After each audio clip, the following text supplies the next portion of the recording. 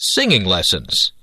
At 7 years of age, Julie had an unbelievable range of 4 octaves. She soon changed her last name to Andrews, the last name of her stepfather. As she grew older, Julie became one of England's most popular performers. In early childhood, Julie loved to play with her 2 younger half-brothers, but soon went on to stardom. At age 12, Julie was cast in a London play and stopped the show with her remarkable talent. She starred in many different BBC productions during the 40s. Later, she starred in many Broadway plays such as The Boyfriend, My Fair Lady, and Camelot. It was the latter play that Walt Disney made a special trip to New York to see, and he decided then and there that Julie was perfect for the role of Mary Poppins in the film of the same name. Mary Poppins was the high-spirited magical nanny of Jane and Michael Banks, 2 small British children. Julie also starred in many other films, such as the Americanization of Emily, Hawaii, Thoroughly Modern Millie, and my personal favorite, The Sound of Music. In this production, she plays Maria, the lively governess of Austrian naval captain George von Trapp's 7 children, Liesel, Frederick, Louisa, Kurt, Brigitta, Marta, and Gretel. Another of Julie's talents is writing. 2 of her best-known books are the last of the really great Wang Doodles and Mandy.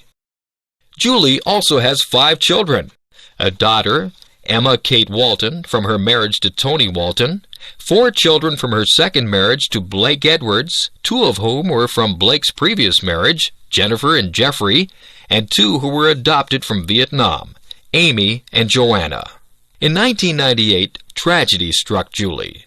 She lost her extraordinary talent for singing due to surgery on her throat in order to remove a benign tumor. A year later, she made an attempt to sing again. However, her voice will never be the same. Julie has recently been on Britain's Royal Honor List and is now a dame. Potato chips and corn chips. The story goes that the potato chip was invented in Saratoga Springs, New York in 1853. Multimillionaire Cornelius Vanderbilt complained to the chef that his fried potatoes were sliced too thickly. Chef George Crumb responded by slicing the potatoes paper thin and frying them in hot oil. The potato chip became an instant success. Many companies have made large profits on chips. The most successful brands are associated with the Frito-Lay Company. Herman W. Lay of Nashville, Tennessee was selling potato chips from the back of his car in the early 1930s. He soon became a successful distributor for a brand of potato chips which were made in Atlanta, Georgia. When that company ran into financial problems, Lay arranged to buy them out. It now became H.W. Lay and Company. Meanwhile in Texas, Elmer Doolin was trying to sell chips made from corn dough. This was an old Mexican recipe which Doolin had found in San Antonio, Texas. At first, these Fritos corn chips were made in Mr. Doolin's mother's kitchen. It took a few years before they sold very well. Mr. Doolin moved the company to Dallas and began to expand his market. In 1945, he granted the H.W. Lay Company the rights to make Fritos corn chips for the American Southeast. In 1961, the 2 companies merged to become Frito-Lay Incorporated. In 1965, Frito-Lay merged with Pepsi to become PepsiCo Incorporated, one of the largest snack food and beverage companies in the world. In 2000, Frito-Lay sold 58% of all the snack chips in the USA. In Canada and the United States, Frito-Lay products had sales of $9.9 billion. The most popular brand was Lay's potato chips, followed by Doritos, Ruffles, Tostitos, Cheetos, and Fritos. Internationally, Frito-Lay has 28% of the market worldwide. That amounts to $5.9 billion annually. Why are potato chips and corn chips so popular? Well, they are versatile.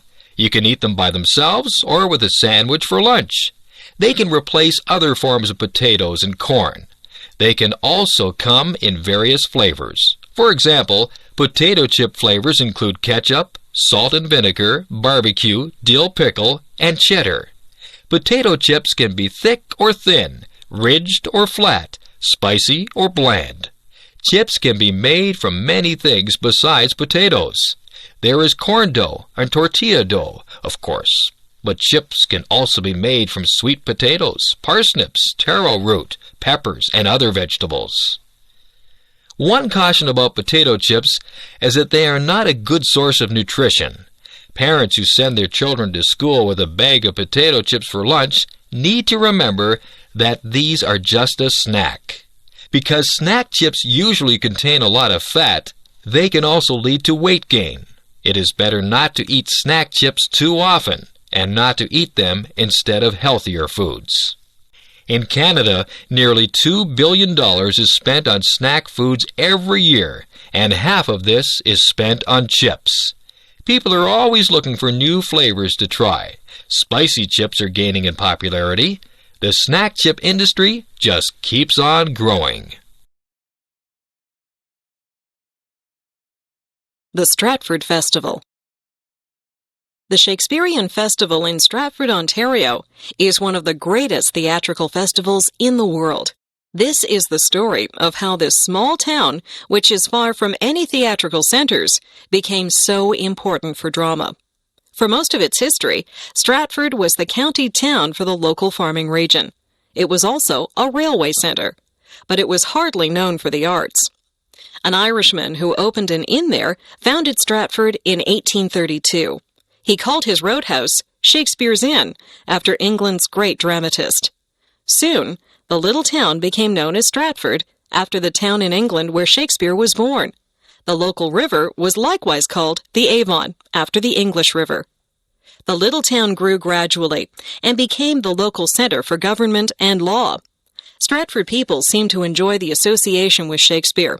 Many streets were given Shakespearean names, such as Arden Park, Portia Boulevard, Romeo Street, and Viola Court. Local schools received names such as Hamlet Public School or Falstaff School. There was still no attempt at Shakespearean theatre in Stratford, Ontario. In 1913, the Canadian Pacific Railway threatened to take over the town.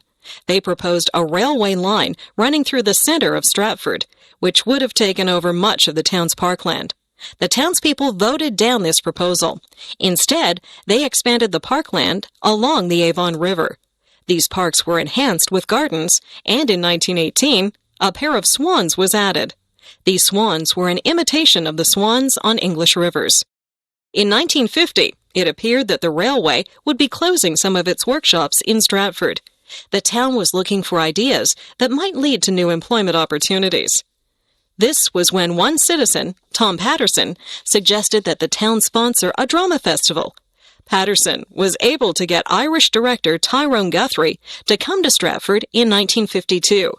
Guthrie agreed to head up the 1953 season. Everyone in Stratford pitched in to raise the necessary money and prepare the stage. Since there was no time to put up a building, the plays were staged under a huge tent. 2 plays were put on during a 6-week season, and with great success. In 1957, a permanent theater was built. The Stratford season in 2001 runs for more than 6 months, from late April to early November. There are 14 plays in production at 3 different theaters. Altogether, there are 668 performances, with a total attendance of 580,000 people. About 40% of the audience comes from the United States. Tom Patterson's plan to ease unemployment in Stratford has worked well. The festival has helped to create nearly 6,000 jobs and generate wages and salaries of $110 million annually. In total, the festival brings about $170 million of revenue into the Stratford area. Of course, to the audiences who come back every year, the main attraction is seeing some of the best Shakespearean theatre in the world. The Stratford Festival Company is Canada's leading acting company, and many of its actors have become internationally known. The Two Cultures. In 1956, English writer and scientist C.P. Snow wrote an essay on the two cultures. By this, he meant that in the West, there's a scientific culture and a literary culture. Scientists do not talk very much to literary men, and vice versa.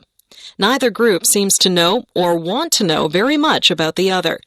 Snow argues that the scientific people and the literary people are moving further and further apart. Few scientists or engineers read literature. Very few writers or intellectuals know or care anything about science. This, Snow thinks, is a major problem in the world today. Literary culture seems to be anti-science and anti-technology. This affects Western reluctance to train more scientists and engineers. The standard of living in the West and throughout the world depends on having scientists and engineers. Nonetheless, relatively little effort is given to encouraging and developing these areas of education. Westerners who are part of the literary culture do not encourage or understand the scientific revolution. As a result, they are insensitive to the desire of third world peoples to improve their lives through technology. Snow talks about how the standard of living in England has improved since 1800. Snow's grandfather did not go far in school, but he did learn to read and write. Living in 1900, he realized that he was better off than his grandfather, who lived in the early 1800s. Snow's great-great-grandfather was a farm laborer who didn't know how to read or write. Snow feels that a similar transformation could happen even in very poor countries. It could happen in a short time if the West supplied capital and engineers. Snow believes that this is the Industrial Revolution that has transformed the West. This is what has allowed the farm laborers to go on to school and to learn employable skills. In 1800, only a small portion of society could expect to live well. Now, nearly everyone has access to education and training. The same Industrial Revolution can happen in third world countries. It is the only way to improve the lot of the poor. Snow agrees that most scientists and engineers do not read novels or cultivate the arts. However, he doesn't consider this to be as dangerous as when literary people ignore science and technology. Science and technology are too important to our standard of living to be ignored. Our education systems have to be changed to reflect our need of them. Snow's article was quite controversial. Not everyone agreed with him that science and technology are being ignored by our educational system. But Snow certainly has a point when he says that scientific people and literary people view the world differently.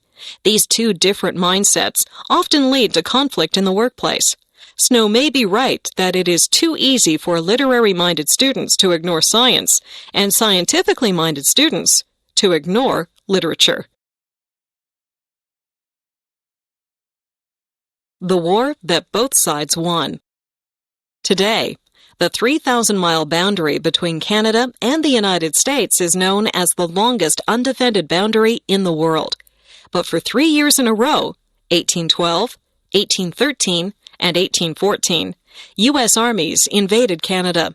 When both sides failed to win a clear victory and the costs of the war kept growing, the two countries decided that peace was the best policy.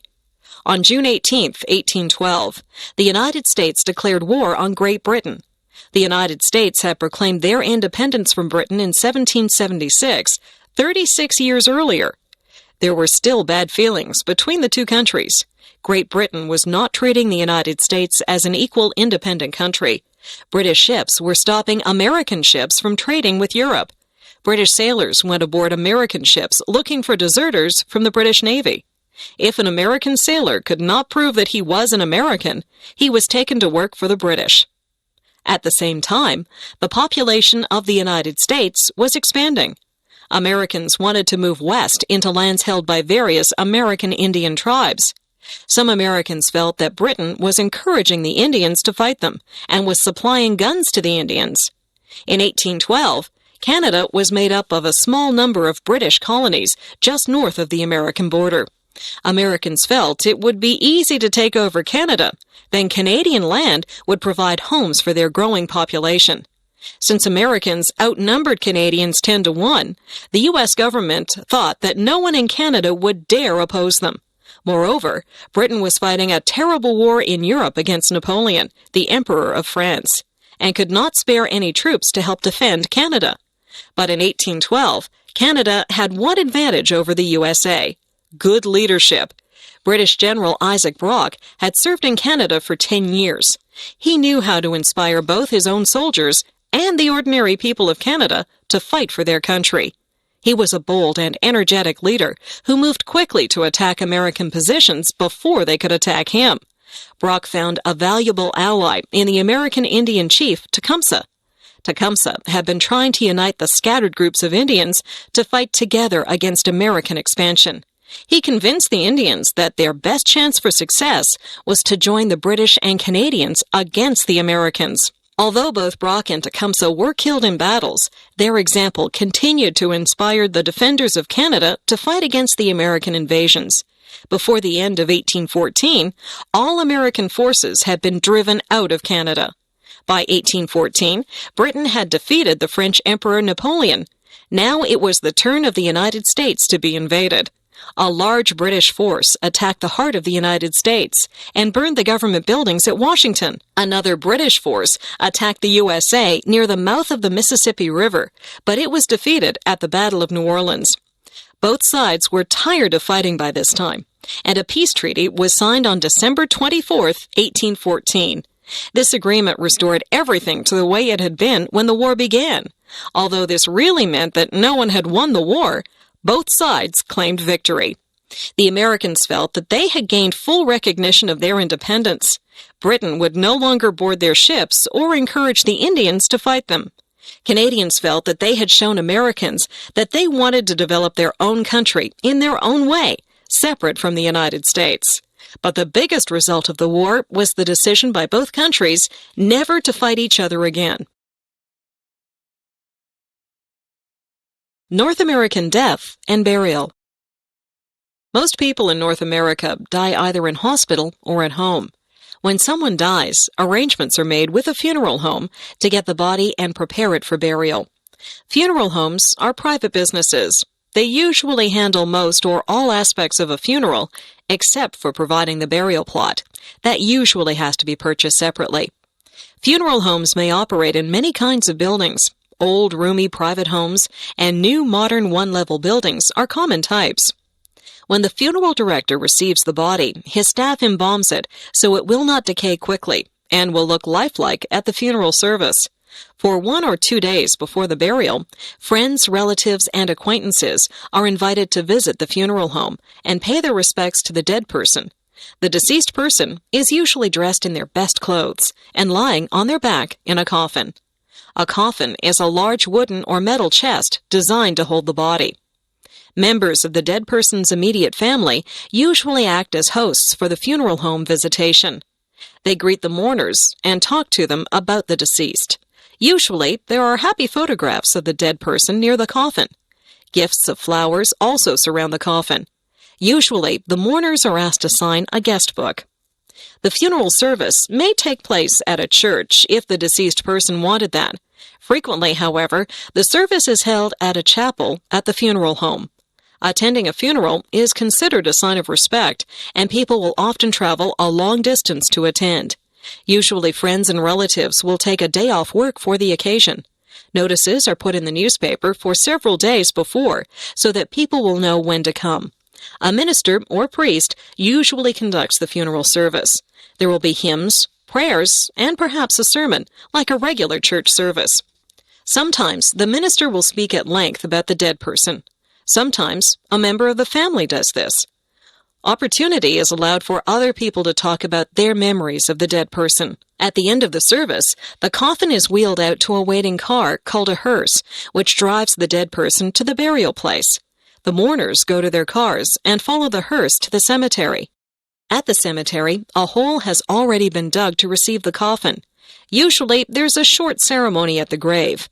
Sometimes, flowers are put on top of the coffin as it is lowered into the grave. A handful of soil is tossed on the coffin, indicating burial. Usually, the mourners leave before the cemetery workers cover the coffin with earth. Then the mourners may go back to a church hall or restaurant for a meal. A funeral can be quite costly. Even an inexpensive coffin can be several $1,000s. Sometimes, the deceased will be placed in an expensive rental coffin for the visitation and funeral, but buried in a less expensive coffin. Even so, a full funeral rarely costs less than $5,000 and is usually quite a lot more. This does not include the price of the burial plot or the stone grave marker. Sometimes poor people are buried at government expense. It is traditional in North America to bury the whole body in the ground. However, cremation is becoming more popular. The advantage of cremation is that it is less expensive, uses less land, and it appeals to people who don't want an elaborate funeral. Some people may wonder why so much attention is paid to a dead person, but funerals are really for the living. They are a way of saying goodbye to the dead person and receiving mutual support and encouragement from friends and family. Some funeral homes help to organize grief counseling or support groups to grieving family members. Usually, the funeral service is performed in the Christian tradition and refers to the hope of resurrection or rebirth from the dead that Christians believe in. It is now becoming common for people to plan their own funeral service before they die, and usually attempts are made to make the service appropriate to the person who died. This makes it more satisfying and memorable for family and friends. Anastasia and the Russian Revolution. The 20th century brought many changes to traditional cultures around the world. Some of the most radical changes occurred in the Russian Empire, which had one of the oldest monarchies in Europe. In 1917-18, the rule of the Tsars was replaced by the world's first communist government led by Vladimir Ilyich Lenin. No one was more affected by these changes than Anastasia, the Tsar's youngest daughter. Between 1895 and 1901, Tsar Nicholas II and his wife Alexandra became the parents of 4 beautiful and healthy daughters, Olga, Tatiana, Marie, and Anastasia. However, since a girl could not inherit the throne of Russia, it was important for Alexandra to give birth to a son. Finally, in 1904, the Tsar and Tsarina had a son, Alexei. This event, which should have made the whole family very happy, proved to be a source of great sorrow. Alexei was soon found to have an incurable disease. This disease, hemophilia, meant that Alexei regularly suffered from uncontrollable internal and external bleeding, which left him very weak. This caused anxiety for all the family, especially his mother and father. The Tsar and Tsarina loved their children. The girls, who didn't have to worry about becoming rulers, led a fairly carefree existence. Anastasia and her sisters lived in a palace with hundreds of servants. They attended many society parties with their parents. The most elaborate parties were grand balls, where everyone dressed in their finest clothes and danced all through the night. The absolute rule of the Tsar was not popular with everybody. The majority of the population was poor peasant farmers who could barely keep themselves and their families alive. If they moved into the city to get jobs in the factories, they had to work long hours for very low wages and live in slum conditions. Popular opposition forced the Tsar in 1905 to give up some of his power to an elected parliament. None of the girls married. They all lived a happy life together. They moved from palace to palace, attended by their private tutors, visiting the beach and sailing on the royal yacht. Anastasia was the clown of the family. She didn't like schoolwork, but she enjoyed painting and photography. Many of her photos of the royal family in happy times survive. Soon the Tsar's problems worsened. The Empress, Alexandra, worried about her son and became ill. War with Germany broke out in 1914, and the Russians suffered many defeats and losses. In March 1917, there was a popular revolution, and the Tsar was deposed. From that time on, the royal family were prisoners.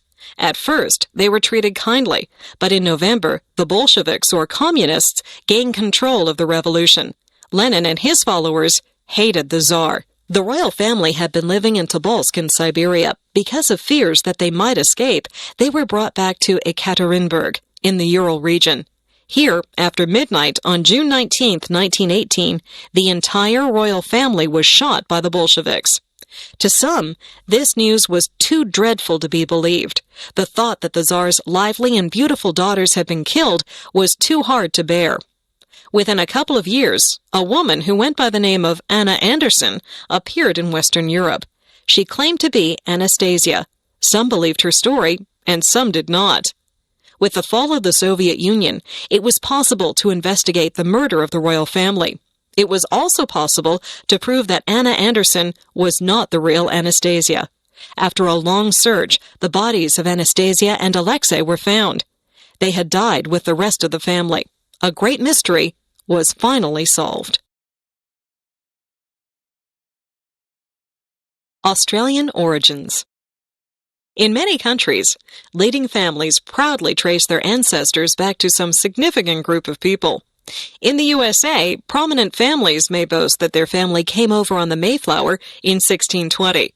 In England, ladies and gentlemen are happy to announce that their ancestors came to Britain with William the Conqueror in 1066.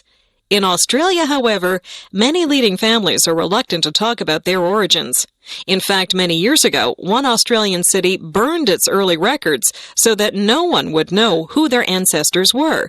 The reason for that is that Australia began its history as a British penal colony. In 18th century England, there was a large gap between the rich and the poor.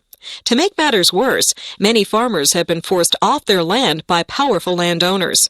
These homeless people wandered to the cities, where employment was often hard to find. Frequent wars gave temporary employment to young men as soldiers and sailors, but when the war was over, they were no better off than before. As a result, theft was extremely common. To protect themselves, the upper class made theft punishable by hanging. The problem with this was that juries were often reluctant to hang someone for stealing something small and might declare the person not guilty. For example, if a man or woman stole a loaf of bread to feed their children, the jury might just let them go. To prevent this, the courts came up with a new category of punishment: exile or transportation. If the judge or jury was reluctant to sentence the accused to death, they would ship them far away from England across the seas. However, if the person was found back in England again, he or she would be hanged. At first, England sent its convicts to America's 13 colonies. However, when the United States declared its independence in 1776, this was no longer possible. England considered sending criminals to West Africa, but the land and climate were considered unsuitable. So finally, Great Britain decided to use the huge, almost uninhabited country of Australia. At this time, not a single European was living anywhere on the continent. In the fall of 1786, a fleet of English ships began to take convicts on board. This process continued till the sailing date of May 13, 1787. Many British jails had been cleared of both male and female prisoners. Since the convicts were technically under a sentence of death, there was little concern for making them comfortable. At first, the convicts were chained below decks, but later some were released when well out to sea. One man had been sentenced for theft of a winter coat, another for stealing cucumbers from a garden, a third for carrying off a sheep. Among the women, one was guilty of stealing a large cheese, another of taking several yards of cloth. These ships, known as the First Fleet, carried 1,442 convicts, sailors, marines, and officers. The fleet finally arrived at Botany Bay on January 10, 1788. Later that month, they moved down to Sydney Harbor. No preparations whatsoever had been made. The forest came right up to the shore. Soon the fleet members were cutting down trees and trying to put up tents. It was June 1790 before further supplies arrived from England. Meanwhile, many convicts suffered from sickness, aggravated by the lack of good food. In conclusion, Australians need not be ashamed of their origins. In time, great things were achieved, in spite of the almost complete lack of help from the English government. Many ex-convicts became respectable settlers who began prosperous farms and businesses.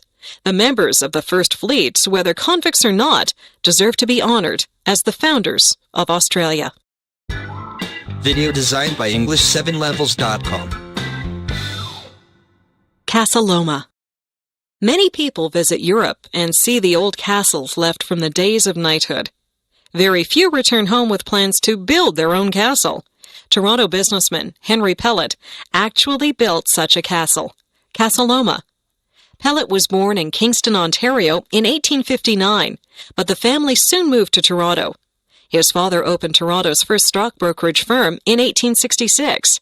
Pellet Sr. became part of Toronto's financial elite. and Henry Pellet eventually joined his father in business. The young Pellet was especially attracted by the military and the British Armed Forces. When Henry was 18, he joined the Queen's Own Rifles, a militia unit. He was soon one of the soldiers sent to suppress a railway strike. At 21, he was made an officer and gradually moved up through the ranks, eventually becoming a brigadier general. Meanwhile, Henry was learning the stock brokerage business. He soon showed considerable ability